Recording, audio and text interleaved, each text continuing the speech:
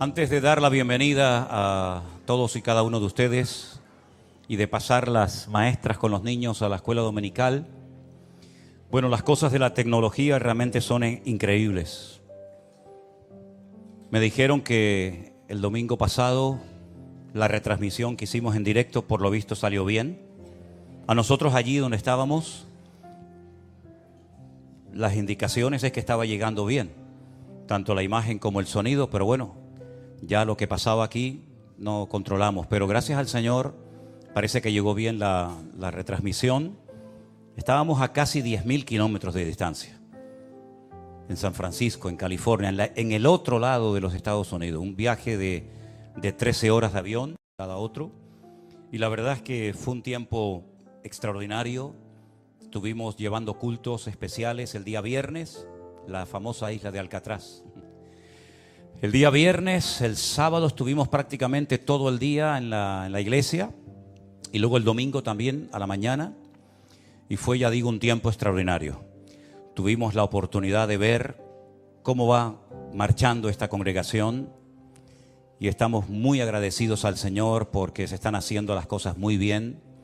Por supuesto había comida, no solamente las mujeres tienen comida cuando hacen alguna celebración, nosotros también comimos algo. Bueno, yo prácticamente nada, pero los que estaban allí comieron bastante. Y tuvimos, ahí lo pueden ver, nuestro primer aniversario. ¿Quién nos iba a decir a nosotros hace unos años atrás que íbamos a poder viajar por el mundo entero, verdad? Visitando hermanos, y en esta ocasión una de nuestras congregaciones en los Estados Unidos. Y la verdad que fue un tiempo maravilloso. El viernes solamente fue para los miembros de la iglesia allí presencial, para los miembros también de la iglesia virtual. Ya el sábado todo el que quería venir podía venir, vinieron hermanos de otras congregaciones, tuvimos culto a la mañana, comimos, luego también a la tarde, a la noche tuvimos otro, tuvimos también un tiempo muy bonito, muy extenso de preguntas y respuestas, y luego el domingo a la mañana, digo a la mañana porque hay 8 horas de diferencia. Y créame que tanto la ida como la vuelta cuesta mucho a uno adaptarse otra vez al horario, ¿no? Cuando uno va para allá, cuando allí están despiertos, uno tiene sueño, y cuando uno viene para acá y la gente duerme, yo estoy toda la noche dando vueltas por la casa y poco a poco adaptándonos, ¿no? Pero tuvimos unas reuniones muy hermosas, tuvimos también la oportunidad de llevar almas nuevas a los pies de Cristo, que eso es una de las cosas más bonitas y más importantes que puede suceder, por supuesto, en una reunión. Conocí a una hermana que había sido durante 27 años miembro muy activo de la iglesia de los mormones, allí en Estados Unidos. De hecho, me comentaba que sus hijas se casaron en el famoso templo de los mormones en el estado de Utah, en Estados Unidos. Y ella tuvo un encuentro con Cristo tremendo. Y todas sus hijas las logró llevar también a los pies de Cristo, y ella vive a 8 horas de ese lugar donde estábamos celebrando el culto. Nosotros todavía en San Francisco no tenemos un local, digamos, propio o digamos como este que podemos alquilarlo, sino que ese es el salón de un instituto, de un colegio. Solamente los hermanos se pueden congregar ahí los días domingo. Durante toda la semana están los chicos estudiando en la escuela y ellos ven el culto, como lo vieron ustedes el domingo pasado, por esa pantalla grande que ustedes vieron ahí. Y esta hermana viajó 8 horas en coche, con 5 mujeres más que la acompañaron, y una de ellas aceptó al Señor cuando hicimos un llamado. Después tuvieron que volver otras 8 horas a su respectivo hogar, porque viven cerca de la ciudad de San Diego. Ellas hicieron noche el día sábado allí. Pero me impactó muchísimo ver cómo el Señor ha llevado su palabra a rincones donde jamás en la vida habíamos pensado que llegaría la palabra.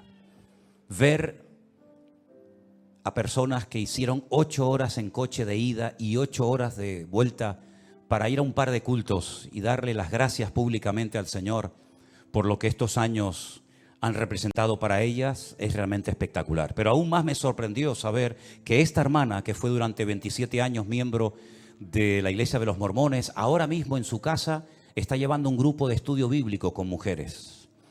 Y estas son las cosas que hace el Espíritu de Dios. Amén, hermanos. Estas son las cosas que hace el Señor. Ese es el grupo de la iglesia. Esos son los miembros de la iglesia de San Francisco. No están ahí las visitas, no están ahí hermanos que vinieron de otras congregaciones. Solamente aparecen ahí los hermanos que forman parte de esa iglesia. Aparte de ese precioso grupo de hermanos, hay 6 hogares donde se hacen reuniones. Todas las semanas hay 6 hogares diferentes donde se dan estudios bíblicos con la finalidad de alcanzar almas nuevas. Y el objetivo es, cada vez que haya más hogares, que sean como hogares evangelísticos, donde se predique la palabra y después puedan venir a los respectivos cultos. Vieron por ahí una bandera venezolana en una mesa, y es que el domingo a la mañana hubo comida de todas las naciones representadas, porque ahí hay hermanos de Colombia, de Venezuela, hermanos de México, hermanos de muchos países, y cada uno hizo su comida típica y cada uno iba por la mesa pues cogiendo el plato que más le gustaba, ¿no? El que más quisiera comer. Así es que doy gracias al Señor por esta obra que el Señor ha levantado ahí en ese lugar, y estamos muy agradecidos porque al día siguiente, el día lunes y martes, nos llevaron a este parque espectacular que yo, mientras grabábamos algunos devocionales y sacábamos algunos vídeos y fotografías, yo le decía a Luis, que fue el que me acompañó en esta ocasión, ahí estábamos grabando un devocional, es imposible en estas fotografías poder transmitir la grandeza de ese parque. Allí se ve la mano de Dios por todas partes. Ahí están los árboles más grandes del mundo, las famosas secoyas, unos árboles gigantescos. Incluso hay uno de ellos, ahí hay uno caído, pero hay uno de ellos que lo perforaron, no sé si saldrá ahí en la fotografía, creo que está allá al fondo, y se puede meter uno por en medio. Y es realmente impresionante. Ese parque de Yosemite se tarda 7 horas en coche poder recorrerlo todo. 7 horas en coche. Imagínense, en 7 horas casi te vas de una punta a otra de casi de España, ¿no? Y ahí solamente para recorrer ese parque. Allí grabamos algunos devocionales, allí sacamos algunas fotografías y fue un día, digamos, de descanso donde vimos la mano de Dios. Porque la mano de Dios, hermanos, se ve por todas partes. Yo le decía, todas esas paredes que ven ahí son de granito, una altura tremenda. Yo le decía a los hermanos que es una lástima que hay creyentes que han desarrollado como una especie de habilidad para ver al diablo por todas partes. ¿Conocen gente así? El diablo por aquí, el diablo por allá. Y hermanos, perdónenme, pero yo es que a quien veo por todas partes es a mi Dios. Yo veo al Señor por todos lados. Yo cuando veo esas montañas, esos ríos, esos valles, esas cascadas, realmente me quedo con la boca abierta. Digo, Señor, los cielos cuentan la gloria de Dios y el firmamento anuncia la obra de tus manos.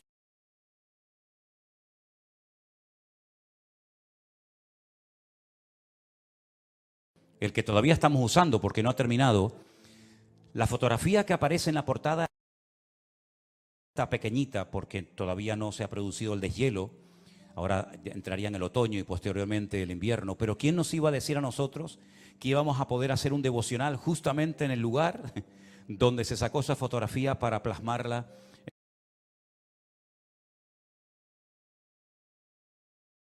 Al Señor, y estamos muy contentos por esa congregación hermosa que el Señor ha dado y ha sustentado hasta el día de hoy. A Él toda la gloria y la honra. Fuerte ese aplauso a nuestro Dios.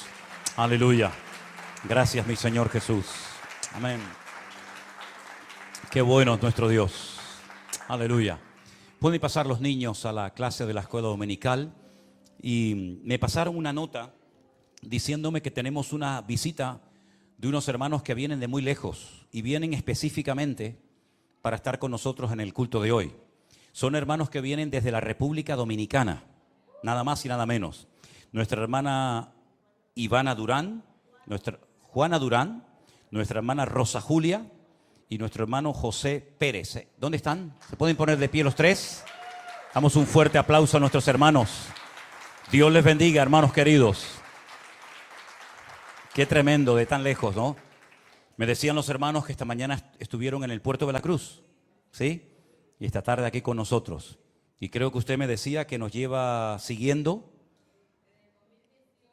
desde el 2018, cuando yo tenía el pelo negro. ¿Eh? Casi rubio, sí, bueno. Ahora no sé lo que tengo, pero un día fui rubio. Bienvenidos, hermanos. Que Dios les bendiga. Después, por favor, del culto se acercan a los hermanos y les saludan. Me imagino que ustedes se congregan en una iglesia allí en la isla, ¿no? En la República Dominicana. El único país del mundo. Esto es una cosa tremenda. El único país del mundo que tiene la Biblia dentro de la bandera de su país. Ni los americanos, mi hermano. Ni los americanos tienen eso, pero ustedes tienen la honra de tener la Biblia dentro de su bandera. Y dice, ¿qué dice dentro?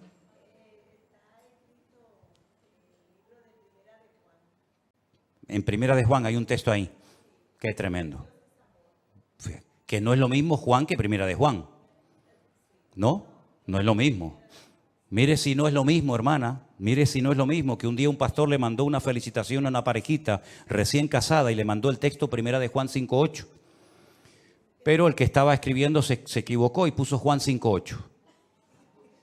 Y hay una gran diferencia porque Juan 5:8 dice 5 maridos has tenido y el que ahora tiene no es el tuyo. Y Primera de Juan 5:8 dice el perfecto amor echa fuera el temor. Fíjate lo que hace un numerito. Claro, cuando el muchacho recibió aquí, dice, ¿tú has tenido 5 maridos? ¿Qué cosa es esto? Por eso hay que tener mucho cuidado con los versículos que se digan bien, ¿verdad? Como me dijo una vez uno, dice, yo leo la Biblia. Porque le digo, pero usted tiene que leer la Biblia para conocer la voluntad de Dios, para tener una fe madura. Dice, si yo leo la Biblia, pastor. Digo, sí, ¿dónde lee usted la Biblia? Dígame algo de la Biblia. Dice, yo leo, y se inventó. Dice, yo leo en Jeremías. ¿Usted lee en Jeremías? ¿Qué lee usted de Jeremías? ¿Qué es Jeremías? A ver, y me dice, bueno, ya el apellido no me lo sé, me dice. Fíjate tú. Tremendo. ¿Ya pasaron los niños a las clases? ¿Sí? Ok, muy bien. ¿Hay alguien más que esté de visita por primera vez en esta tarde entre nosotros? ¿O ya todos han estado con anterioridad en la iglesia? Todos han estado aquí. Muy bien. Vamos a orar un momentito y darle gracias al Señor. Y este es el momento que los hermanos en diferentes lugares ya se están conectando, ¿verdad? Dejando el tiempo de alabanza en sus lugares para seguir la predicación en vivo y en directo y disfrutar en esta tarde de la palabra que el Señor tenga para nosotros en el día de hoy. Alabado sea tu nombre, Señor.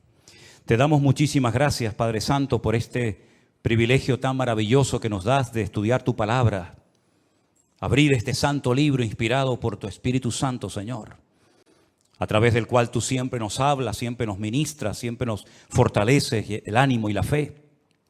Y pedimos que en esta tarde, Señor, siga siendo así, Señor. Que lo que hablemos, que lo que tú hayas puesto en nuestro corazón sea de bendición para todos los que van a escuchar este mensaje. En el bendito nombre de nuestro Señor Jesucristo pedimos todo. Amén y amén. Yo estaba leyendo anoche a altas horas de la madrugada, porque no tenía sueño, en el libro de los Hechos, uno de los relatos donde se cuenta la conversión del apóstol Pablo, más conocido como Saulo de Tarso. Este hombre causó mucho daño a la iglesia, porque él creía que su deber era perseguir a los cristianos e impedir el avance y el crecimiento de estos grupos, de este mensaje diferente que esta gente estaba predicando. Él dice cuando se convirtió que él consideraba que este era su deber, que Dios lo había, por así decirlo, como elegido para que él impidiera que los cristianos se expandieran y para que esta secta, como se les llamaba en aquel tiempo, fuera conocida en todas partes del mundo. Dice que envuelto en este proyecto de obstaculizar, de impedir el avance y el crecimiento de este grupo, de este movimiento nuevo, él se acerca a las autoridades religiosas de su época y les pide autorización para poder viajar a otras naciones y traer a Jerusalén a personas que formaban parte de este grupo y forzarlos a renegar de su fe en Cristo. Y entonces dice que él recibe unas cartas que le autorizan a ir, por ejemplo, a Siria, concretamente a Damasco, su capital, para traer creyentes a Jerusalén y allí forzarlos y probablemente hasta torturarlos. Y vete tú también saber si hasta matarlos, para que volvieran otra vez al cumplimiento de la ley de Moisés y a todas esas cosas que sabemos. Y el capítulo 9 nos cuenta parte de su testimonio y dice la palabra de Dios que mientras él iba camino hacia Damasco, Él cayó a tierra. Algo le pasó. La presencia del Señor fue tan poderosa que él cayó desplomado al suelo. Y entonces queda automáticamente ciego. Y oye una voz que le hablaba en hebreo. Y la voz le decía, Saulo, Saulo, ¿por qué me persigues? Dura cosa te es dar coces contra el aguijón. Él no entiende lo que está pasando. Él no sabe ni siquiera quién le está hablando. Y es entonces cuando él se atreve a preguntar, ¿quién eres? Y la voz le dice, yo soy Jesús, a quien tú persigues. Se queda realmente sorprendido, pierde la capacidad de poder moverse libremente porque ha quedado ciego y dice que está 3 días sin comer ni beber absolutamente nada. Y allí está esperando a ver qué va a pasar con su vida. Había en esa ciudad un discípulo llamado Ananías, que no lo vayan a confundir con el Ananías que cae muerto en la iglesia primitiva, que era el marido de Zafira, ¿se acuerdan? Había un tal Ananías que el Señor le habla y le dice, levántate, ve a la calle que se llama Derecha, busca en casa de un tal Judas a un tal Saulo de Tarso, porque él allí está orando. Y ha visto en visión a un varón llamado Ananías que entra y le pone las manos encima para que recobre la vista. Ahora, lo que va a responder Ananías, en cierto sentido, a mí me recuerda un poco la actitud de Moisés cuando el Señor lo llama a través de aquella zarza que ardía y no se consumía en el desierto, ¿se acuerdan? Cuando el Señor le habla y le dice que ha llegado el momento de volver a Egipto, de sacar al pueblo de la esclavitud, etcétera, etcétera. Y él ha sido escogido por el Señor para cumplir con esta función. Y él pone todo tipo de excusas y bueno, Señor, no me van a creer, yo soy un hombre que no tengo facilidad de palabra, etcétera, etcétera. Y el Señor, pues después de una serie de pruebas, lo logra convencer y finalmente él va. Bueno, pues fíjense cómo responde a esa orden Ananías al Señor y le dice, Señor, he oído de muchos acerca de este hombre. ¿Cuántos males ha hecho a tus santos en Jerusalén? Y aún aquí tiene autoridad de los principales sacerdotes para prender a todos los que invocan tu nombre. Como dicen, Señor, yo sé que tú eres perfecto y tú no te equivocas, pero tú me estás mandando a que vaya a orar y le ponga mis manos encima a un hombre que es un peligro. Un hombre que tiene poder incluso en esta ciudad para llevarnos presos y matarnos si quiere en Jerusalén. Por lo tanto, no sé, no lo dijo, pero probablemente le pasó por la mente. Es decir, si hay otro por ahí que tú pudieras mandar, yo te lo agradecería, ¿no? Pero el Señor le dice, ve, porque instrumento escogido me es este, para llevar mi nombre en presencia de los gentiles, de los reyes y de los hijos de Israel.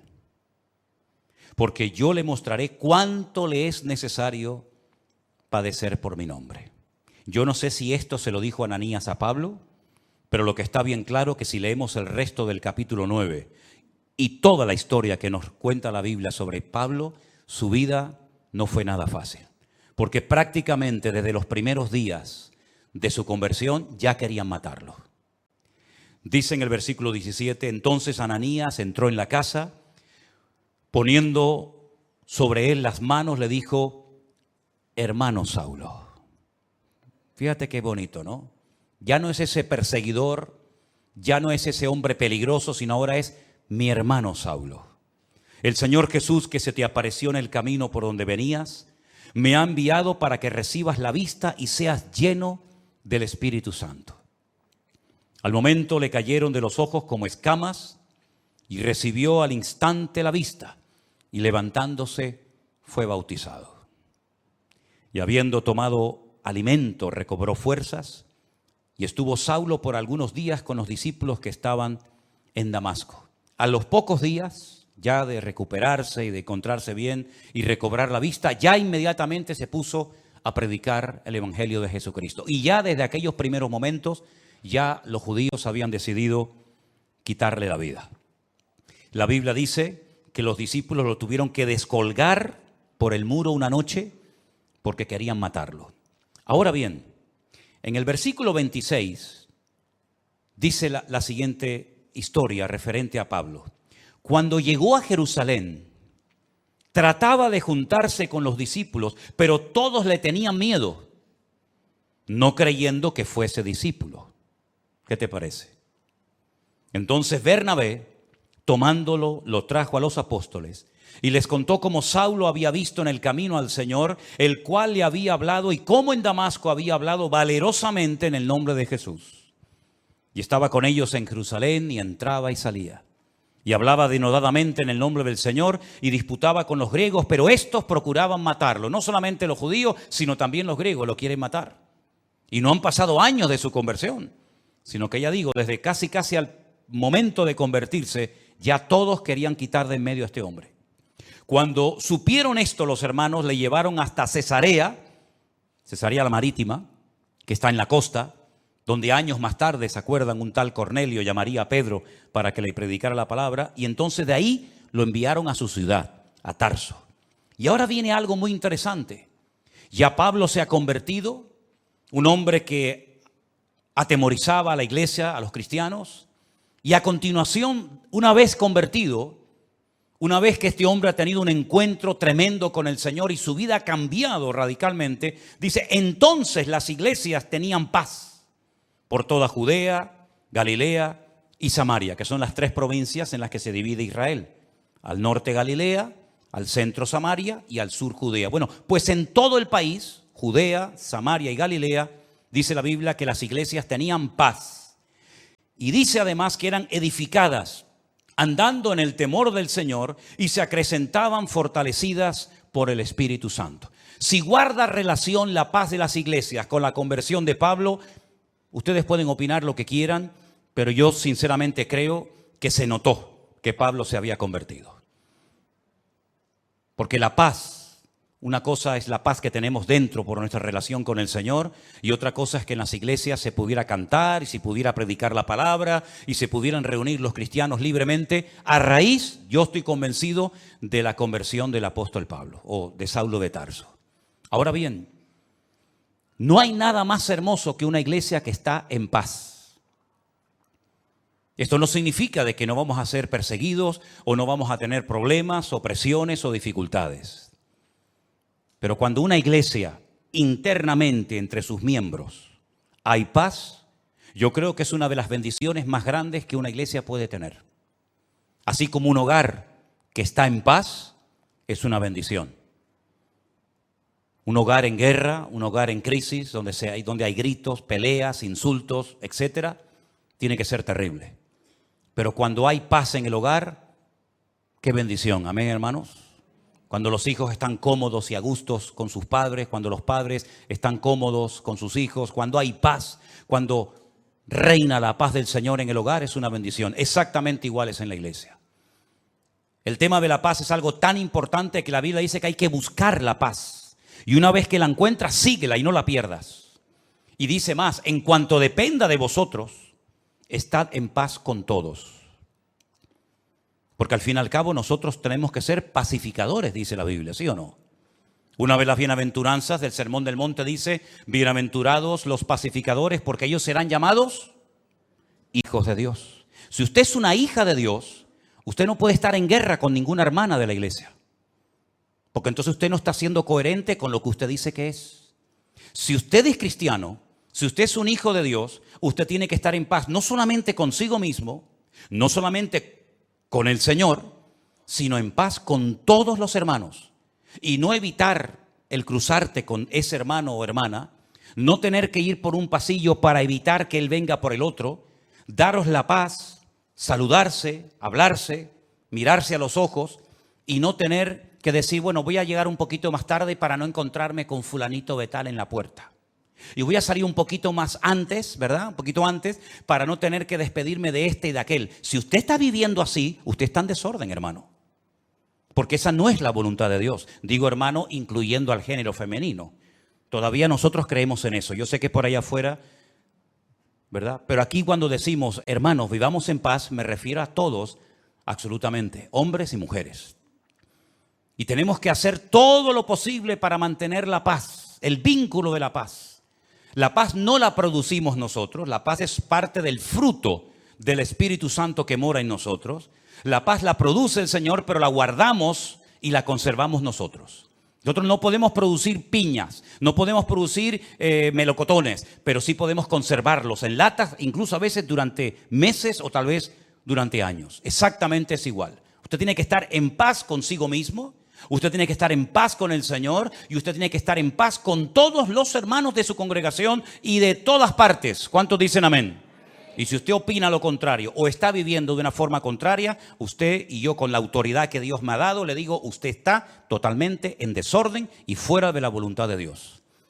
Usted no puede, bajo ningún concepto, tener algo contra un hermano, venir a la iglesia, cantar, escuchar la palabra, levantar sus manos, etcétera, etcétera, cuando usted sabe perfectamente que hay algo que usted tiene que arreglar hace mucho tiempo con ese hermano, con aquella hermana, con esta familia o con la otra familia, y usted ha ido dilatando y extendiendo el tiempo, haciéndose el sueco, como decimos por estas partes del mundo, y no dándole importancia. Sí tiene mucha importancia.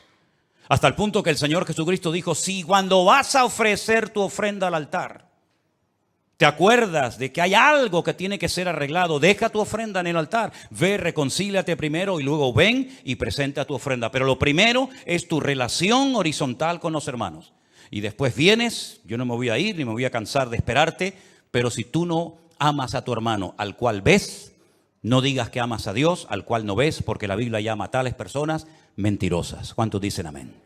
Tenemos que ser pacificadores, tenemos que buscar la paz y mantenerla, tenemos que hacer todo lo posible por vivir en paz. Y si alguien no quiere perdonarte, si alguien no quiere arreglar el tema, bueno, pero por lo menos que usted, cuando ponga su cabeza en la almohada, duerma con su conciencia tranquila y sepa que usted ha hecho todo lo posible por arreglar el asunto, por arreglar el problema, y si no ha sido posible, por lo menos que usted diga, yo hice mi parte y ahora le dejo el tema en las manos del Señor. Pero no le quite importancia a este tema, porque no hay nada más hermoso y nada más poderoso que una iglesia en paz. Repito, no solamente con el Señor, sino también entre los hermanos. ¿Cuántos dicen amén? Cuando nosotros tenemos conocimiento de Dios y de su palabra, ese conocimiento nos compromete. El conocimiento no es para presumir. Mire cuánto sé. Le voy a decir cuántos versículos de la Biblia sé o cuántos capítulos conozco. No, el conocimiento no es para eso. El conocimiento nos capacita para poner en práctica lo que hemos leído, lo que sabemos, y para poder vivir una vida cristiana práctica y no desde el balcón de la teoría, sino vivir como el Señor quiere que vivamos. Y por eso, como las iglesias tenían paz, dice que por eso las iglesias eran edificadas. ¿Cómo se edifica una iglesia? Bueno, lo primero que tiene que tener claro una iglesia, que lo que le va a dar sustento y fundamento a una congregación, a un ministerio y a una vida, es la roca, que es la palabra de Dios. ¿Cuántos dicen amén? Todos conocemos la historia de aquellos dos que querían construir una casa. ¿Se acuerdan? Uno sobre la arena, deprisa, rápido, no tenía tiempo para esperar. El otro que cavó, ahondó, llegó a la roca, edificó su casa. Cuando vinieron los problemas, las turbulencias, los vientos, los huracanes, la lluvia, etcétera, una cayó y fue grande su ruina. La otra permaneció. ¿Por qué? Porque tenía fundamento. Una iglesia para permanecer en el tiempo. Un creyente para mantenerse firme contra los achaques del enemigo, las pruebas, las tribulaciones, las presiones, las críticas, todo lo que usted quiera mencionar. La única forma es que tú tengas una base, no unos deseos, no unos anhelos, no.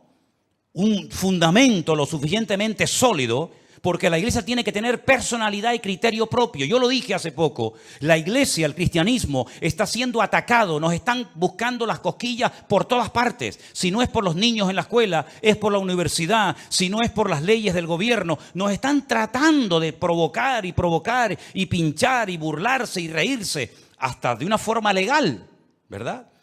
Pero sin embargo, una iglesia que crece, es una iglesia que sabe lo que tiene que creer, lo que tiene que practicar y lo que tiene que rechazar contundentemente, aunque no sea popular su postura. Y es que, dicho sea de paso, el cristianismo nunca ha sido popular. Si usted lo que quiere es, ahora que está convertido, caerle bien a tu gente, algunos sí, pero te aseguro que a muchos no le hará ninguna gracia Ni les va a traer lo más mínimo saber que tú ahora dices que vas en serio con el Señor. No le va a hacer ninguna gracia. ¿Vas a aguantar la presión? ¿Vas a aguantar la burla? ¿O vas a pasar desapercibido? ¿O vas a marcar una diferencia como tantos y tantos hombres y mujeres de la Biblia a lo largo de la historia marcaron una diferencia porque no se dejaron arrastrar, no se dejaron corromper por la corriente de este mundo? Las iglesias eran edificadas porque sabían que Cristo le da estabilidad a la vida de una iglesia y a la vida de un creyente. Nosotros tenemos que ser muy valientes hoy en día, y perdonen que les diga, para encontrar a muchos cristianos valientes. Y valiente no es venir a la iglesia, eso no tiene ningún acto de valentía, por lo menos en Europa. A lo mejor habría que tener mucho valor para ir a una iglesia en otros países donde hay persecución, pero para entrar por estas puertas, ¿qué valentía tienes que tener? Ninguna. Para leer la Biblia no hace falta ser valientes, por lo menos hoy por hoy, hoy en día en Europa o en países que nos están viendo ahora mismo. Pero yo cuando hablo de valentía, hablo de tomar decisiones, de estar dispuesto a jugármela por el Señor. Hemos dicho durante años cosas que yo después compruebo a la luz de la realidad que son simplemente teorías y opiniones. Lo primero en mi vida es el Señor. ¿Seguro que lo primero en tu vida es el Señor? ¿Tú estás seguro de eso? ¿Tú estás plenamente convencido que el justo por la fe vivirá? Entonces, ¿por qué no vive por fe? Si eso es verdad y tú lo crees, ¿por qué te agarras tanto a lo que tienes y no a lo que eres en el Señor? Porque hay incluso personas que no tienen tantas responsabilidades en la vida que atender y que les cuesta tanto dar pasos de fe. Pero sin embargo después predican y hablan de la fe, pero a la hora de la verdad no dan los pasos correspondientes. Las iglesias del Nuevo Testamento eran iglesias valientes, no solamente porque se jugaban la vida, muchos de ellos, sino porque el cristianismo llegará un momento en el que vas a ser confrontado con tu fe. Y en ese momento tú tendrás que demostrar si verdaderamente tú estás bien parado en Cristo o no. Las iglesias tenían paz, por lo tanto eran edificadas, pero dice además que andaban en el temor de Dios. Bueno, ya todos sabemos a estas alturas, creo yo, la diferencia entre miedo y el temor a Dios. Nosotros no tenemos miedo a nadie ni a nada, pero sí tenemos que tener temor, es decir, respeto a Dios. Tal vez uno de los versículos más conocidos que menciona este tema es el de Proverbios, cuando dice que el principio de la sabiduría es el temor de Dios. Pero es que a mí me gusta otro que también habla del temor de Dios, que también está en Proverbios, que dice que el principio de la sabiduría es aborrecer el mal. Y dice la Biblia que las iglesias de Judea, de Galilea y de Samaria andaban en el temor de Dios. Es decir, eran iglesias que andaban en orden. Eran iglesias que andaban alineadas con Dios y con su palabra. Eran iglesias que no vivían en la carne. Eran iglesias que andaban en santidad, comprometidos, sabiendo que ellos eran, como dijo el Señor, la sal de la tierra y la luz del mundo. No siempre fue así. Después hubieron tremendas persecuciones, muchos hermanos perdieron la vida, unos fueron quemados, torturados, crucificados, etcétera, etcétera. Pero por lo menos durante un tiempo, el libro de los Hechos destaca que hubo un tiempo que había paz en las iglesias. Las iglesias eran edificadas en la palabra, en el amor unos con otros, porque andaban en el temor de Dios. Y parece como que una cosa nos lleva a otra. Cuando hay paz, nos podemos edificar mutuamente unos a los otros. Y cuando nos edificamos es porque entendemos que el temor de Dios implica compromiso el uno con el otro. El venir a la iglesia no es, hola, hola, buenas tardes, Dios te bendiga. No es venir de excursión a la iglesia. Yo noto que hay algunos que vienen de excursión a la iglesia. Y noto que hay algunos que vienen obligados a la iglesia. Y eso funciona un tiempo. Pero llegará un momento que no te va a funcionar ese sistema. Llegará un momento que el niño o la niña te dirán, no voy a la iglesia. Y ya no sirve. Te quito el teléfono, no sales con tus amigas, no te va a funcionar ese sistema. Porque perdiste la guerra hace muchos años y la quieres ganar ahora. Y yo dije hace unas cuantas semanas atrás que hay batallas que las tienes que ganar hace años. Tuviste que haberlas ganado hace años. Como David aprendió a ganar muchas batallas en su vida privada para después, cuando llegó el momento de su vida pública, derrotar a aquella mole de hombre llamado el gigante Goliat. Pero no era la primera vez que se enfrentaba a un obstáculo tremendo. Ya él después contó lo que hacía en su vida privada, que por cierto nadie lo sabía, pero él y Dios sí lo sabían. Por lo tanto, hay batallas que si tú has ido perdiendo en tu intimidad, después no vengas aquí dándotelas de valiente de que ahora todo se va a solucionar porque has perdido la guerra hace muchos años. Por eso cada día, dice Pablo, empezamos de cero.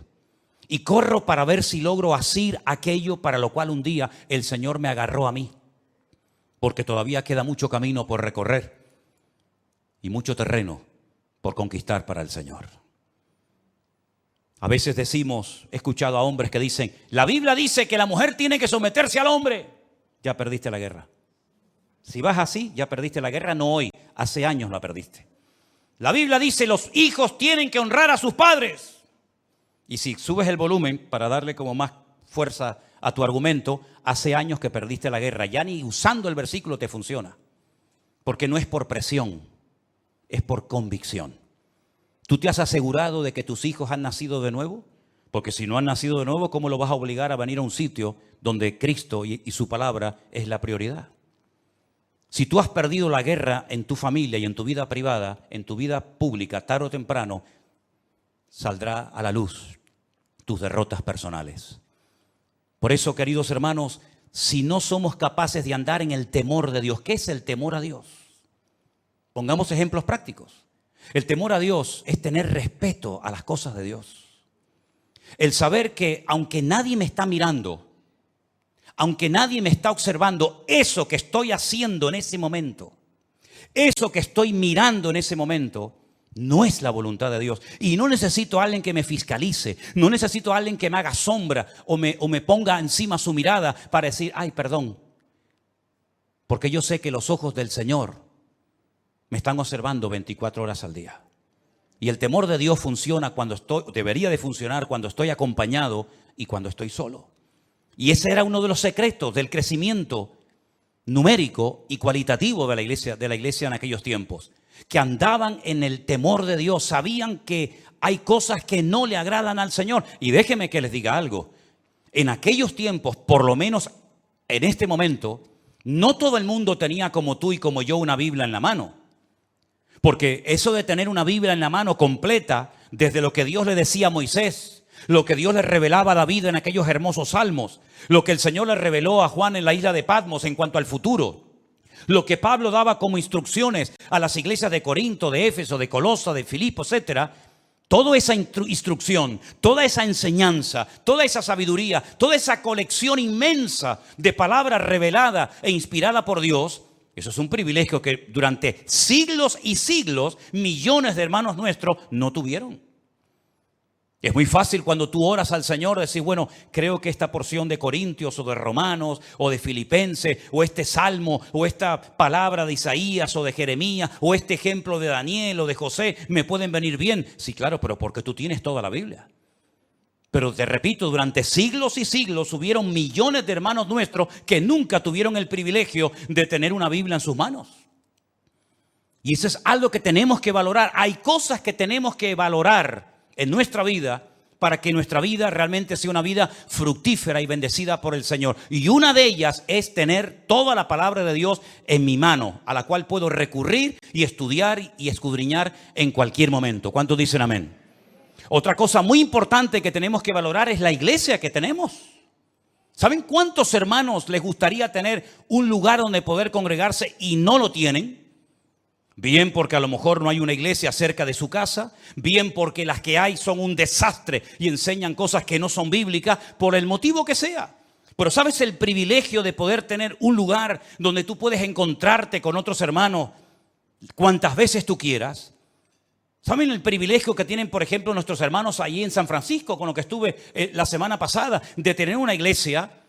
Amen su congregación, amen las personas que están trabajando allí, dando su tiempo y su vida.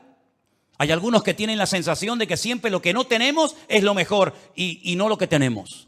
Siempre la mejor iglesia es la que no tengo. El mejor pastor es el que no tengo. Los mejores líderes son los que no tengo. ¿Cuándo llegará el día en que muchos cristianos inmaduros y carnales se den cuenta que lo mejor no es lo que me falta, lo mejor es lo que ya tengo, que me dio el Señor hace mucho tiempo. ¿Cuántos dicen amén? Dele gracias a Dios por sus hermanos. Dele gracias a Dios por la Biblia, dele gracias a Dios por sus obreros, por sus pastores, dele gracias al Señor por su iglesia. No esté siempre con un ojo por arriba y con un ojo por otro lado. Valore lo que tiene. Porque yo he llegado a la conclusión de que hay algunas personas que dicen que se fueron de algunas iglesias, pero después viendo cómo andan hoy en día, pues a lo mejor empiezo a dudar de que no salieron de su iglesia porque a lo mejor en su iglesia se hacía todo mal, sino porque a lo mejor ellos eran los que estaban mal y no querían someterse ni obedecer la palabra de Dios.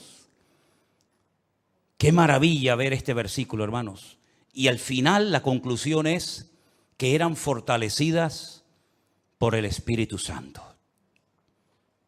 Tenían paz, eran edificadas, andaban en el temor de Dios, se acrecentaban, es decir, crecían, se multiplicaban, fortalecidas por el Espíritu Santo. Este es el diseño bíblico perfecto para una iglesia local o en cualquier parte del mundo donde se encuentre. No hay nada más que esto, hermanos. Y cuando dice que eran fortalecidas en el Espíritu Santo, nosotros tenemos que saber a estas alturas que el Consolador o el Espíritu Santo fue enviado por el Señor a la vida del creyente, a la vida de las iglesias para fortalecerlas. Miren, algunas cosas que dijo el Señor en los días previos a su despedida, cuando observó a sus discípulos un tanto tristes, les dijo: no os dejaré huérfanos, tranquilos, no se pongan nerviosos, no estén así preocupados. Yo me voy, pero yo le rogaré al Padre para que os envíe al Consolador, al Espíritu Santo, el cual estará con vosotros para siempre.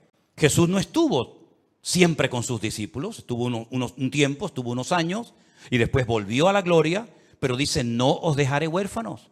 Cuando el Espíritu Santo venga, que ya vino, Él tomará de lo mío y os lo hará saber. Él os recordará todo lo que yo os he enseñado. Él me glorificará a mí y Él os guiará a toda la verdad. ¿Cuántos dicen amén? Por eso el apóstol Pablo escribía aquellas cartas y en una de ellas decía: hermanos, por favor, no quiero que ignoréis que vuestro cuerpo ahora es el templo del Espíritu Santo de Dios, el cual mora en vosotros. Mira, ni Moisés, ni Jeremías, ni Isaías, ni David, ni ningún personaje del Antiguo Testamento podía decir: en mi cuerpo mora 24 horas al día el Espíritu Santo de Dios. Ninguno de ellos lo pudo decir, porque no era el momento. Pero ahora, en estos tiempos, desde que nació la iglesia en el día de Pentecostés hasta el día de hoy, nosotros podemos asegurar con la Biblia en la mano de que nosotros somos portadores, templo del Espíritu Santo de Dios, el cual mora en nosotros. Ya no tenemos que ir a un templo en particular para ver y observar y experimentar la presencia del Señor, sino que Dios mora en mí, Dios vive dentro de mí. Y si el Espíritu de Dios mora en nosotros, Él dará testimonio a nuestro espíritu de que estamos o no en la verdad. Si el Espíritu de Dios mora en nosotros, comenzará a cambiar nuestra forma de pensar.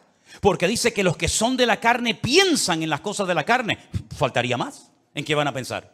Pero dice: pero los que son del Espíritu piensan en las cosas del Espíritu. Te cambia la forma de hablar, te cambia la forma de pensar, te cambia la forma de vivir. Y por eso tenemos un capítulo entero que sería buenísimo que se lo aprendieran de memoria. No digo léanlo, no, eso ya era hace años. Eso ya era hace años. Pastor nos dijo que no, ahora te digo que te lo aprendas de memoria. Tenemos que ir avanzando, ¿no? Si no, siempre estamos igual, como los niños pequeñitos. Léanse el capítulo 8. ¿Cuántos leyeron el capítulo 8 de Romanos? Eso ya pasó a la historia. Ahora usted tiene toda una semana para aprenderse un capítulo entero de la Biblia. Y lo puede hacer perfectamente, ¿eh? Porque yo cuando veo a gente que está estudiando medicina y se tienen que aprender miles de términos y miles de medicamentos y lo hacen, ¿cómo no nos vamos a aprender nosotros? Además, cuando contamos con la ayuda del Espíritu Santo de Dios, ¿sí o no? Pues entonces aprenderse esta semana de memoria Romanos capítulo 8. ¿O no se aprendieron ustedes Salmo 91 durante el tiempo de la pandemia? Pues ahora Romanos 8. Y Romanos 8 nos dice cómo vivir en el Espíritu. Si usted ve que su vida no va bien, si usted ve que algo siempre hay, es porque a lo mejor no está poniendo en práctica lo que dice Romanos 8. Porque Romanos 8 es la enseñanza, es el diseño divino para la vida de una iglesia hoy en día. Vivir en el Espíritu de Dios. Y entonces te vas a dar cuenta de que hay tentaciones que ya no te vienen, cuando antes te venían todos los días. Pero porque has ido matando el deseo de la carne, lo has ido matando de hambre. Y has comenzado a alimentar la nueva criatura, la nueva obra que el Señor ha hecho en ti, y te vas a dar cuenta de que ahora tus deseos han cambiado. Antes lo que te dominaba ya te da, perdonen, hasta asco. ¿No les ha pasado a ustedes eso alguna vez? Yo he conocido fumadores, yo nunca fui un fumador. Yo me habré fumado 2 cigarrillos en toda mi vida, o 3 o 4, yo qué sé. Pero hay gente que fue fumadora, pero fumadora de estos de verdad. Que me dicen, a mí se me pone una persona hoy en día que fuma a mi lado y me da asco. Y tú, a ti te da asco. Pero si tú antes te daba, ya. O digo fumar, perdonen, parece como que siempre el pecado más grande es el de fumar. Bueno, digo criticar, o digo beber, o digo cualquier otro. Cuando tú verdaderamente estás empapado y enamorado del Señor y tienes tus ideas claras y estás alineado y centrado en el Señor y andas no por impulsos, por emociones, por sentimientos, sino andas fortalecido en el Espíritu y por el temor de Dios, te vas a dar cuenta de que tus gustos han cambiado. Hay músicas que no te van a gustar porque le ofenden y le molestan al Espíritu Santo que mora en ti. Pastor, es bueno que yo oiga esto o lo otro. Digo, usted es cristiana, ore al Señor y ya verás lo que el Espíritu Santo te dice a tu corazón. Es más, si estuviéramos más llenos del Señor, no haríamos tantas preguntas. Estoy convencido de ello. Porque el Espíritu que mora en nosotros nos pondría en nosotros el anhelo de Cristo para hablar, para pensar, para vestirnos o para lo que sea. Cuando usted se pone en el espejo, pregúntale al Señor, Señor, ¿cómo me ves? ¿Hay algo que no te gusta de mí? Y yo te aseguro que si tú eres sincero contigo mismo, el Señor te va a decir, quítate ese pendiente de la oreja, bobo. ¿Qué haces tú con eso? ¿Qué haces tú con eso? Ay, perdón, Señor. ¿Y para qué te estás pensando en poner un tatuaje? No, pero me voy a poner, esfuérzate y sé valiente. Déjate de tatuaje y vive esforzado y valiente. Porque te lo puedes poner en el brazo, pero después puedes ser un pelele y un machango. Así que déjate de tanto tatuaje y tanta bobería. Señor, ¿y yo puedo ir a la playa y quitármelo de arriba para ponerme morenita? Tú te vas a dar cuenta que cuando tú estás alineado con el Señor y fortalecido en el Espíritu y andando en el temor de Dios, hay muchas cosas que tú dices, oye, yo no sé lo que me pasa, pero ya no tengo deseo de hacer aquello, o de ver esto, o de tocar lo otro. ¿Por qué? Porque el Espíritu que mora en vosotros os anhela celosamente, dice la palabra de Dios. Y si no, miren ejemplos en la Biblia de personas que nunca jamás leyeron la Biblia y decían, eso no lo podemos hacer porque eso no es la voluntad de Dios. ¿Y dónde lo habían leído? No hace falta leerlo. Tenían tanta comunión, estaban tan alineados con el Señor que sabían lo que a Dios le agradaba y lo que a Dios le desagradaba. Así de claro. Pero claro, hijo, si tú vives en la carne, si tú estás todo el día pensando en la carne, si estás rodeado de carne y si también te mueves en un ambiente de carne y después dices, no, es que no se me abren las puertas, es que Dios no me ayuda, es que Dios no me bendice, pero tú te crees que con la vida de desorden que tú llevas, Dios tiene la obligación de edificarte, de fortalecerte y de bendecirte. Hay un precio que pagar, queridos hermanos. Esto no es apretar un botón y decir, bueno, yo toco el botón y ya de arriba abajo el Señor me llena, me bendice y me transforma. No es así. Primeramente piensa, ¿cómo me llevo yo con mis hermanos en la iglesia? ¿Hay paz unos con otros? Porque si no hay paz, esto no es para ti, ¿eh? Esto no es para ti. Tendrás que pasar hoy, aceptar al Señor, pedir perdón y arrepentirte. Pero si tú estás en paz, entonces, ¿qué vas a querer? Edificar a los hermanos. Y si habéis prestado atención a la lectura esta tarde que dice, ¿cómo se edifica la iglesia? Por la actividad propia, mutua, de cada miembro. ¿Lo habéis leído, no? ¿Sí o no? El cuerpo va creciendo según la actividad propia de cada miembro para ir edificándose en amor. Así se edifica una iglesia. Con la actividad de cada uno de nosotros, aportando cada uno su granito de arena, aportando cada uno su don, su talento, su habilidad, su conocimiento, etcétera, etcétera, y cada uno aportando lo que tiene que aportar, lo que Dios te ha dado, ese cuerpo va creciendo y se va edificando hasta llegar a la estatura de la plenitud de Cristo, a un varón perfecto. Eso es lo que dice la palabra de Dios. Si lo hacemos, el crecimiento viene solo. Esta gente no tenían que salir por las calles haciendo campañas evangelísticas. Es que yo no veo en la Biblia campañas evangelísticas, sino que dice que el Señor añadía cada día a la iglesia los que habían de ser salvos. No estoy diciendo que no haya que salir a predicar el evangelio, no estoy diciendo eso. Lo que estoy diciendo es que el Señor mandaba a la congregación y era la iglesia un imán que atraía a la gente, porque el estilo de vida de los creyentes era diferente, y lo que hoy en día la gente está buscando es gente que sea honesta, que sea sincera, que vivan lo que predican y no que digan una cosa y que luego hagan otra. Por eso, mis queridos hermanos, el Espíritu Santo se movía en aquellas congregaciones con una libertad tremenda. ¿Por qué? Porque donde hay santidad, donde hay orden, ahí se mueve el Espíritu de Dios.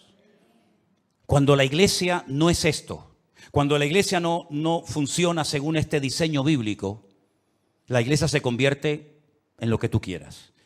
En un club de amigos, en una ONG, en un lugar de altruismo, en un lugar donde se reparte tal vez comida, pero la iglesia perdió la función de ser el agente de Dios en este mundo.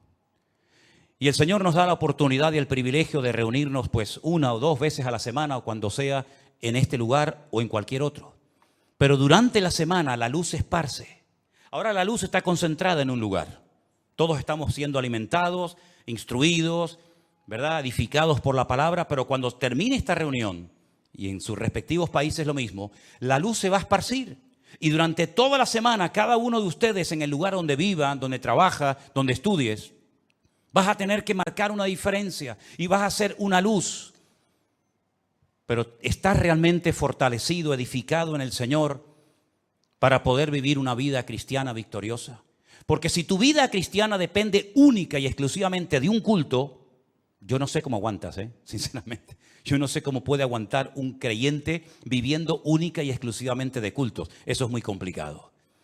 Tú tienes que tener tu propia comunión y tu propia relación con el Señor cada día. Porque aquí dentro, no digo que no se te presenten tentaciones, porque a veces hay algunos o algunas que vienen con otras intenciones, pero digamos que las tentaciones grandes no están dentro de la iglesia.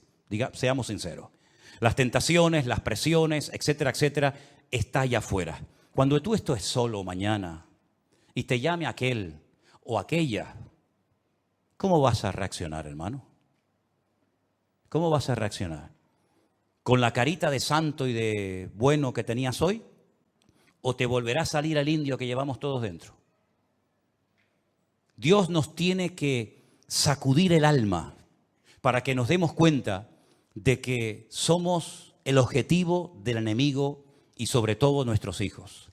Que Dios nos ayude a entender que cuanto más unidos, más arraigados a la palabra, más en santidad, en paz y en orden vivamos, más fortaleza espiritual todos vamos a tener para poder vivir una vida cristiana victoriosa. Saulo estuvo 15 años sin aparecer en la escena. A los 15 o 16 años vuelve a aparecer, ya el Señor le ha revelado el Evangelio, ya viene con otras, ¿verdad?, con otro estilo de vida. Pero lo que está bien claro es que todos y cada uno de nosotros somos responsables de nuestra vida cristiana. Usted no puede depender de cultos, no puede depender de pastores, usted tiene que depender única y exclusivamente de su relación con el Señor. Mi pregunta es, y concluyo, ¿está usted en paz con el Señor? ¿Y con usted mismo? Porque hay gente que está enfadado con ellos, ¿sabían eso? Hay gente que no se soporta, no se aman. ¿Y cómo va usted a amar al prójimo si al prójimo hay que amarlo como a ti mismo? Hay gente que está enfadada con ellos mismos. No le gusta su cuerpo, no le gusta su gordura, no le gusta su delgadez, no le gusta su altura, no le gusta no sé qué. Están enfadados, están con problemas personales terribles. Y llevan años arrastrando, y mira cómo estoy, y mira cómo no estoy, y mira el granito aquí, y mira el granito allá, y mira que no sé qué. ¿Ya te has aceptado a ti misma? ¿Sí o no? Yo me acepté a mí misma hace muchos años, No tengo ningún problema personal conmigo mismo. Estoy en paz con Dios, estoy en paz conmigo mismo, pero en lo que tenemos que esforzarnos cada día es estar en paz con todos los hermanos, ¿sí o no? Esa es nuestra obligación. No va a venir el arcángel a la vez y decir, vete a hablar con ella, llámala aparte, vete allí, arriba, abajo, y arregla este tema antes de que te vayas de la iglesia. Es una vergüenza que hay creyentes que a veces tienen una oportunidad en un culto para arreglarse con un hermano y no aprovechan la oportunidad y se van. Y si te hubieras muerto durante la semana, te vas de este mundo con la pena de no haber arreglado la situación con este hermano o con esta hermana. Es nuestra obligación, es nuestro deber, ¿verdad? ¿Estás edificándote en el Señor cada día? ¿De qué estás comiendo, mi hermano? ¿Qué estás comiendo? ¿Qué estás alimentando tu alma? ¿Con la palabra de Dios, con buena literatura cristiana, teniendo comunión con el Señor y con su palabra? ¿Estás comiendo sanamente o estás comiendo basura?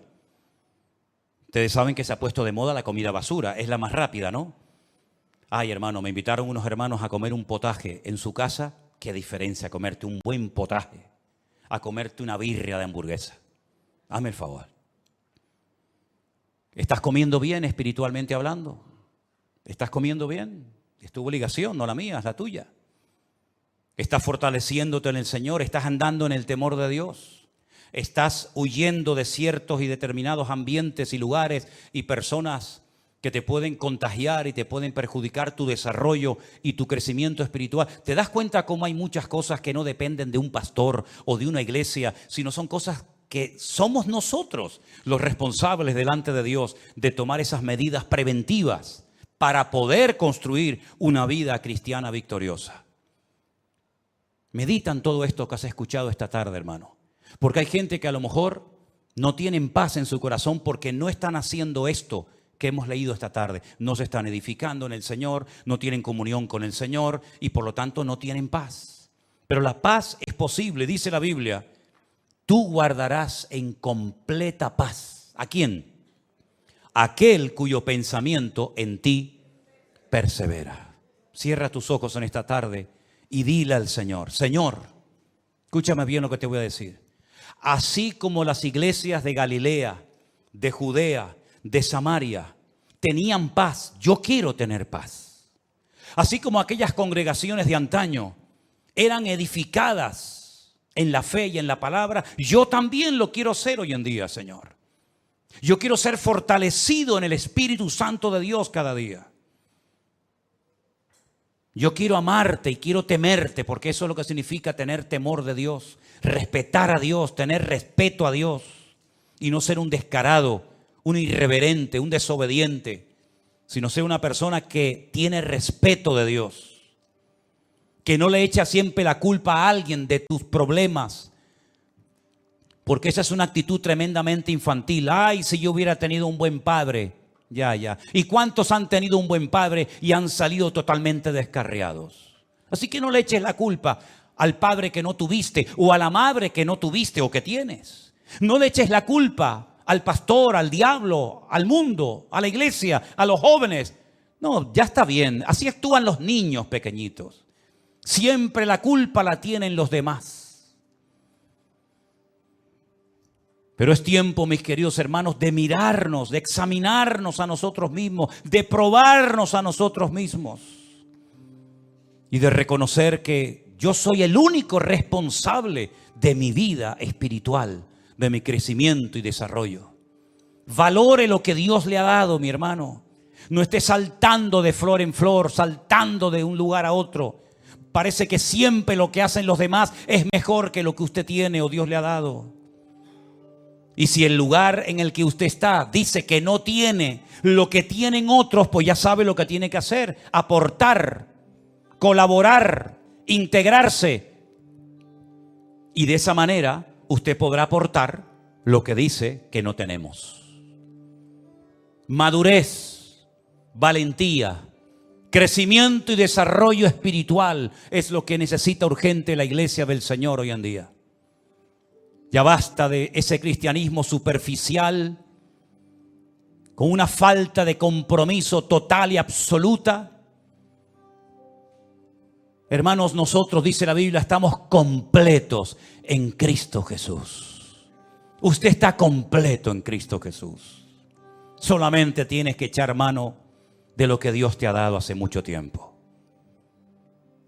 El mismo Espíritu de Dios que moraba en Cristo Jesús, nuestro Señor, es el mismo Espíritu que mora ahora en ti.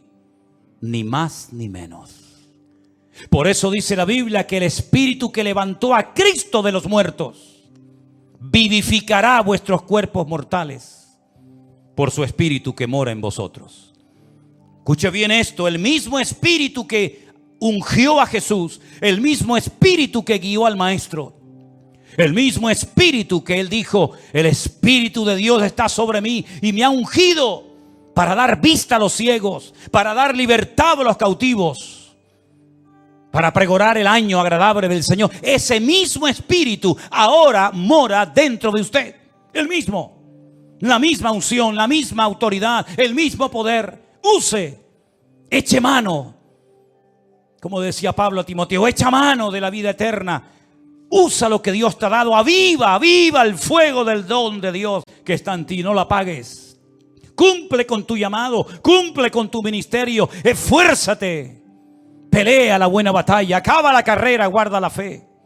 Es nuestro deber. Son deberes personales, intransferibles. Nadie puede ocupar mi lugar de oración ante mi Dios. Alguien puede orar por ti, pero si tú no oraste ese día, te lo perdiste. Nadie puede ocupar esa banca, esa silla donde tú estás sentado más que tú. Porque un día Cristo se apareció en un culto y faltaba uno, y fue el mejor culto de todos, porque se apareció nada más y nada menos que el resucitado, victorioso y glorioso, el Rey de Reyes y Señor de los Señores, y Tomás no estaba. Nadie puede leer la Biblia por ti, nadie puede evangelizar por ti. Otros podrán hacer algo parecido a ti, pero tus deberes eres tú el responsable de cumplirlos.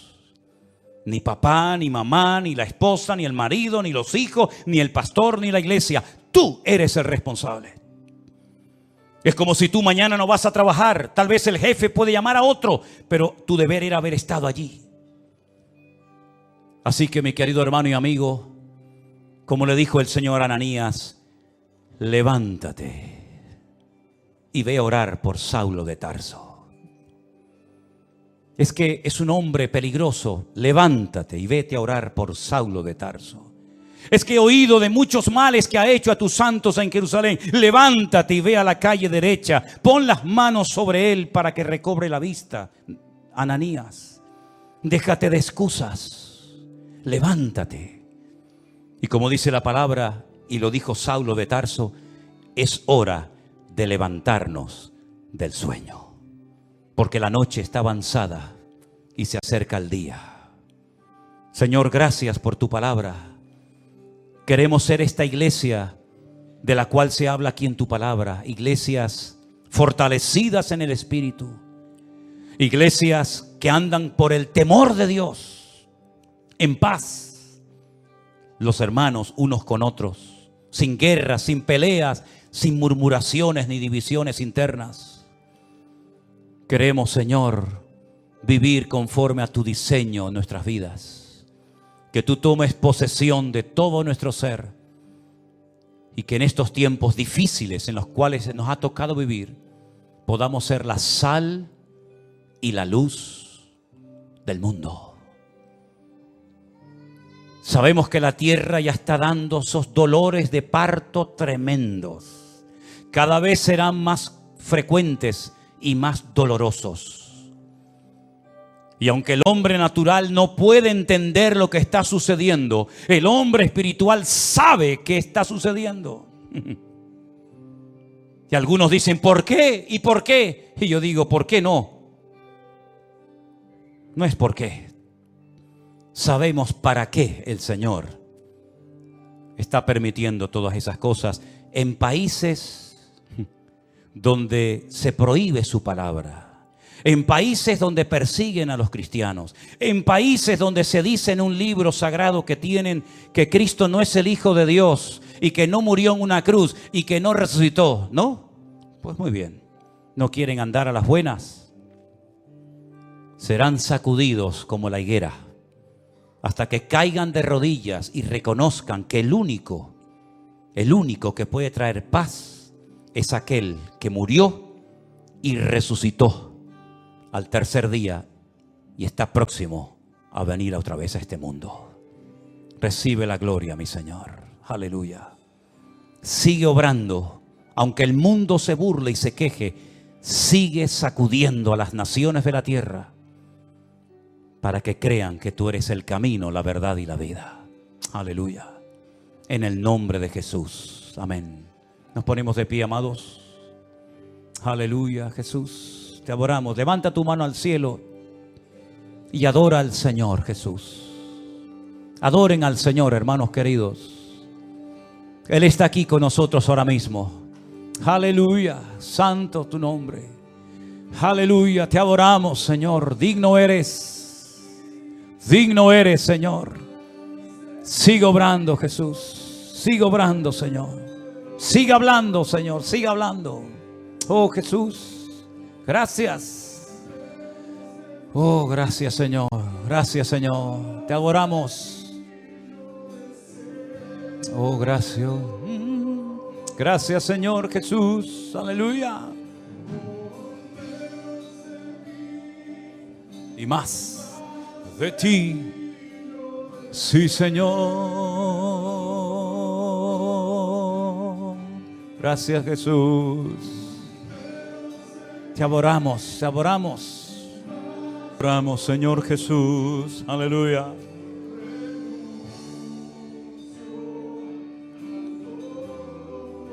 Gracias, Señor. Quisiera yo aprovechar también la oportunidad para recordarles a todos que el mes que viene todas las hermanas de la iglesia están invitadas a un mini retiro que van a llevar a cabo en el Puerto de la Cruz, ¿verdad? Tienen que anotarse. Tienen que anotarse. Ahí están los datos, la fecha. Guardando tu corazón. Yo espero que las hermanas de la congregación puedan asistir, ¿verdad? Y disfrutar de este tiempo especial que el Señor les va a permitir tener el día 13 y 14 de octubre, Dios mediante. Quiero también anunciar que el próximo congreso nuestro como iglesia se va a llevar a cabo en esta ocasión en la ciudad de Alicante. Durante 2 años lo hemos hecho en un hotel en un pueblecito de la provincia de Toledo llamado Los Llévenes.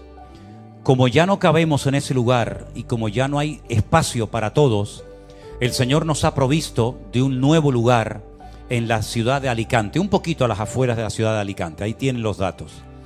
Nuestra hermana Saray, la que está al piano, ella es la que lleva todo el tema de la organización, de las inscripciones. Hermanos, anótense lo antes posible. Me gustaría que todos ustedes pudieran asistir. Ya tengo constancia.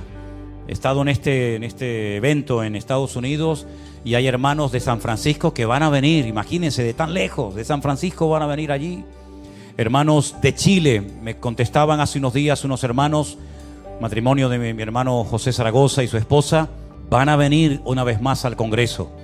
Así es que las plazas están abiertas. Reserven su plaza. Se abran con Saray.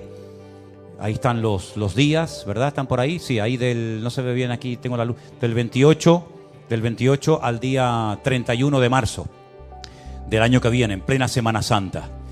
Con el tema de los vuelos hay que darse prisa porque es una fecha muy complicada. No es en Madrid, es en Alicante, y entonces hay que ir haciendo ya ciertas gestiones para estar en ese lugar. El lugar es precioso, el lugar es muy bonito, mucho más amplio.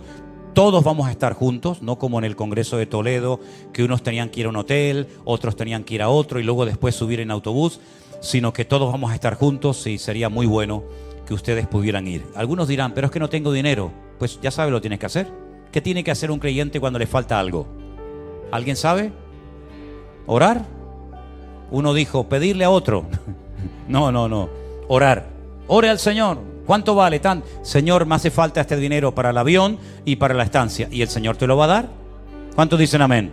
Si no lo crees, no lo vas a recibir. Está más claro que el agua. Es como yo le digo a la gente, ay, yo quiero ir a Israel. Pues ore. Y si oro, ¿qué va a pasar? Dios te va a llevar. Así de claro. La primera vez que yo fui a Israel me invitaron. Un matrimonio me invitó, fui. Y todas las demás veces que he ido, el Señor me ha llevado. Entonces yo te estoy enseñando cómo yo vivo. Y a mí me da resultados. Yo quiero ir a Israel, ora. Y mañana te vas a encontrar por la calle un sobre o te va a venir alguien, yo qué sé. Yo quiero ir al Congreso, no tengo dinero, ore y el Señor te va a suplir. Así llevo 41 años de mi vida y no me ha fallado nunca el Señor. Así es que mire, y les voy a contar como testimonio. Y cuento este testimonio, yo sé que supongo, quiero creer que aquí hay la suficiente madurez para poder interpretar el testimonio que yo voy a dar. Porque siempre hay los de la mente retorcida, ¿no? Yo acabo de estar en nuestra congregación en San Francisco, día viernes, sábado y domingo, predicando unas cuantas veces, viajando 13 horas de avión para allá, 13 horas para acá, cambio horario, o 18, digo 13. 13 me quedaba a mitad de camino. 18 horas para allá, 18 horas para acá. Escala 6 aviones, porque tuvimos que ir 3 aviones para allá, 3 aviones para acá. Bien, cuando terminó todo, el hermano Jeremías y su esposa, Jessica, que son los responsables que yo he puesto al frente de nuestra obra en San Francisco, me llamaron aparte y me dijeron, mira, este sobre con este dinero es lo que se ha vendido de tus libros. Aquí tienes el dinero. Se vendieron tantos, tienes el dinero, los que no se han vendido, aquí quedan. Vale, perfecto. Y ahora él me dice, nosotros como iglesia queremos darte una ofrenda. Y me dijo la cantidad, una muy buena ofrenda, créame, muy buena ofrenda. Y yo le dije, no la voy a aceptar. Pastor, ¿la rechazas? Digo, no es rechazarla. No quiero que nadie piense que yo hago esto por dinero. Le dices a la iglesia que muchísimas gracias, pero no quiero que nadie vaya a pensar, claro, este viene de España, nos da 3 o 4 cultos, después se lleva una gran ofrenda, ¿verdad? Así cualquiera. Y le dije, no le voy a dar ese gusto a nadie, así que no quiero la ofrenda, Dios les bendiga, se la quedan. Me vengo para Tenerife, al día siguiente de llegar o a los 2 días, mi hermano Jeremías me manda un WhatsApp y me dice, un hermano de Guatemala me ha llamado que te quiere mandar una ofrenda aún más grande que la ofrenda que ellos me iban a dar en Estados Unidos. Y me dice, ¿tú me dejas que ese testimonio lo cuente en la iglesia? Digo, no es que te dejo, tienes que contarlo en la iglesia para que la gente sepa que si no viene por un lado, viene por otro, pero Dios es fiel y no le debe absolutamente nada a nadie. Ese es nuestro Dios. Ese es nuestro... Y gloria para mí ninguna. De verdad lo digo, gloria para mí ninguna. Porque yo me venía igual de contento, con ofrenda o sin ofrenda. Porque yo no estoy aquí desde los 17 años y tengo 62, que voy a hacer ahora, por dinero. No estoy aquí por dinero. Si hubiera querido dinero, me hubiera hecho torero como mi padre, ¿sabes? Así que el Señor que me responde a mí es el mismo que tú tienes. Y yo te estoy enseñando cómo yo vivo. Póngalo en práctica. Voy a orar hoy, a partir de hoy, para que el Señor me provea para el retiro en Alicante. Y tú vas a venir a mí y me vas a decir, oye, el Señor me ha respondido. ¿Cuántos lo creen? Espero pronto esos testimonios y los vamos a ver. ¿Dónde está Narcisa y el esposo? Allá atrás. Que han venido, acérquense aquí un momentito, déjenme verlos, porque no se ven nada. Son nuestros hermanos de la iglesia virtual del grupo número 3 de Italia. Dios les bendiga. Gloria a Dios, suba. ¡Upa! Gloria a Dios. ¿De qué parte de Italia vienen? Bérgamo. De Bérgamo, qué lindo. En serio. Qué frío pasado en Bérgamo. Mucho frío. ¿Cuánto tiempo llevan con nosotros viendo los cultos? Porque ustedes no son de los que tienen una iglesia presencial como esta gente aquí. No. Somos virtual. 2020. 2020, sí. 19, sí. ¿Qué le diría usted a los hermanos que tienen esta iglesia aquí? Que son afortunadísimos. Y que vengan siempre, que no falten. ¿Ustedes son de Argentina? No, Ecuador. No, de Ecuador. Sí, de Ecuador. 22 Vein- años en la Italia. 22. 22 años en Italia. Qué bendición tener hermanos en todas partes del mundo. Y todo esto, ¿saben quién lo ha hecho? El Señor nuestro Dios. Él es el único que se merece toda la gloria, toda la honra. Hermanos que vienen de la República Dominicana con una ilusión tremenda de poder conocernos personalmente. ¿Qué le parece esto personalmente, hermanos? ¿Qué le parece? Tremendo, ¿no? Pues usted puede decir, de oídas te había oído, pero ahora mis ojos te ven. Ese es nuestro Dios, ese es nuestro Dios. Y usted sabe, hermanos, ustedes de Italia, mis hermanos, usted sabe que a veces hay hermanos que se quedan de aquí de Tenerife, que viven cerca. Saben que hay hermanos que se quedan en la casa porque dice que a lo mejor hay un día de mucho frío y no vienen al culto. Y ustedes vienen de la República Dominicana y ustedes vienen de Italia. Y hay hermanos que a lo mejor viven a 4 cuadras de aquí, pero no vienen porque dice que le duele la cabeza. ¿Qué le parece? La tercera, sí. ¿Qué le motiva a venir? Usted como predica. Qué tremendo. Qué tremendo, ¿no? Qué tremendo. Valoremos lo que tenemos antes de que lo perdamos. Porque a veces, ¿verdad? Lamentablemente dice, ay, ¿verdad? Sí, pero ¿y cuando lo tenías?